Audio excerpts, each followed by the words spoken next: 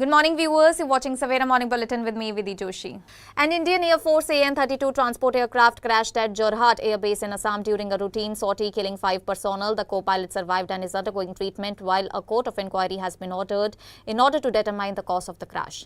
Lieutenant General Dheeraj Seth, currently Vice Chief of the Army Staff, has been appointed to take over as India's next Army Chief on June 30, 2026. A veteran Armoured Corps officer with nearly 4 decades of service, he has held key command roles including Southern Command and major operational formations.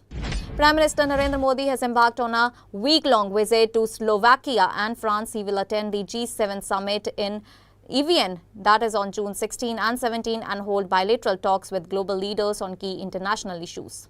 India successfully tested 3 advanced missile systems in 2 days, strengthening its multi-layered ballistic missile defense and anti-ship capabilities. The DRDO trials mark a major step in enhancing India's ability to counter long-range and emerging missile threats. External Affairs Minister Subramaniam Jaishankar has raised strong concerns with the U.S. Secretary of State Marco Rubio over attacks on Indian crewed merchant vessels in the Gulf. The incidents, which left Indian sailors dead, have triggered a diplomatic row amid competing U.S. and Iranian claims over responsibility. A 48-year-old TCS employee in Pune allegedly died by suicide, leaving a note accusing colleagues of workplace harassment. Police have registered a case and launched an investigation into the allegations. A 21-year-old man in Shahjahanpur was arrested after allegedly posing as an Indian Army brigadier with a fake uniform, ID cards and security convoy. Army officials set a trap and detained him during a staged event. Investigation is underway. The Delhi Electricity Regulatory Commission has approved monthly recovery of power purchase adjustment charges, leading to an increase in electricity bills across the city. Depending on the distributor, consumers may see hikes ranging from about 1% to over 3%, while non-subsidized users could face higher cost. A Delhi court has issued notice to Delhi police on fresh bail pleas filed by Umar Khalid and Sharjeel Imam in the 2020 Delhi riots conspiracy case. The matter linked to UAPA charges will be heard next on July 4 as the trial continues to face delays. Opposition parties have criticized Defence Minister Rajnath Singh's remarks suggesting India could restrict Indus River waters to Pakistan over terrorism concern, arguing that the government has only kept the Indus Waters Treaty in suspension rather than fully ending it. At least 35 passengers were injured when a speeding bus collided with a car and overturned on NH31 near Katihar district, Bihar. The bus carrying around 50 passengers lost control after the impact and flipped on the highway, trapping several people inside.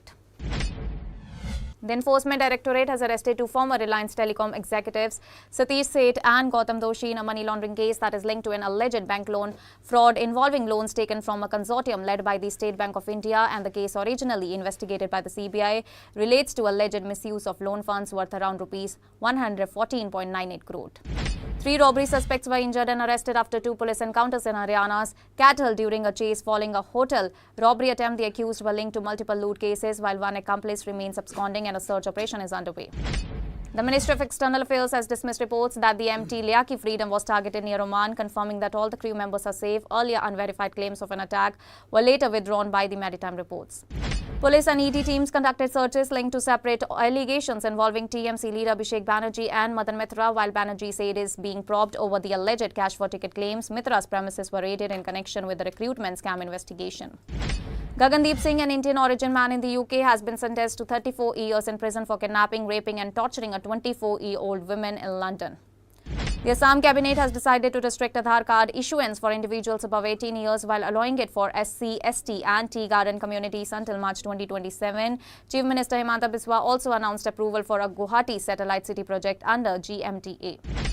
Reports say U.S. President Donald Trump urged Israel Prime Minister Benjamin Netanyahu to end the conflict with Iran, insisting that a peace deal is imminent. Netanyahu, who had planned strikes on Iran's energy sites, has reportedly been kept out of key negotiations as Washington moves ahead with the agreement. Iranian Foreign Minister Abbas Araghchi has detailed a proposed U.S.-Iran framework agreement that includes maritime security in the Strait of Hormuz, respect for sovereignty, safe shipping guarantees and the release of frozen Iranian assets. Security forces in Pakistan's Khyber Pakhtunkhwa province killed 21 terrorists in multiple intelligence-based operations. Authorities said that weapons and explosives were recovered and follow-up search operations are still underway in the region. Workers begin removing Donald Trump's name from the Kennedy Center after a federal court ruled the rebranding unlawful despite request for a brief extension due to weather delays. The process moved forward while legal appeals continue. TMC MP Kalyan Banerjee said that he stands firmly with Mamata Banerjee despite internal party tensions and criticism of a rebel faction. He also hinted at easing differences with Abhishek Banerjee, stressing that the focus should remain on taking the BJP-led NTA. Sejal Pawar, an MBBS student at Chem Hospital, has been suspended for 15 days after making controversial remarks about male cadavers during a stand-up comedy show, and the hospital has initiated an inquiry calling the comments inappropriate and insensitive. From June 15, Kerala will allow free travel for women and transgender persons on select KSRTC ordinary buses under the Priyadarshini scheme. The initiative, part of UDF's election promises, aims to improve mobility and financial independence while the government compensates KSRTC for the cost. Elon Musk has reportedly become the world's first trillionaire after SpaceX records breaking stock market debut pushed the company's valuation past $2 trillion. The surge in SpaceX shares significantly increased Elon Musk's wealth, cementing his position as the richest person in history.